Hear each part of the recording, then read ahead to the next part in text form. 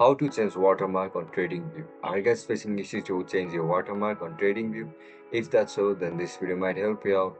Without further ado, let's get started. First of all, open TradingView on a laptop device. Once you open the app, now log in into your account with a registered email and password. After you get logged in, now you can see a previous watermark over here. Click on it and tap on delete icon. Once you click on delete, now look at the left side of your screen where you can see this image. Click on it. Now choose an image and browse to the image that you want to keep as watermark. Once you choose the image, click on open. Now tap on OK. And that's it guys. That's how we're gonna change watermark on TradingView. If you guys found this video helpful, don't forget to like, share and subscribe to our channel. See you in the next one. Bye bye.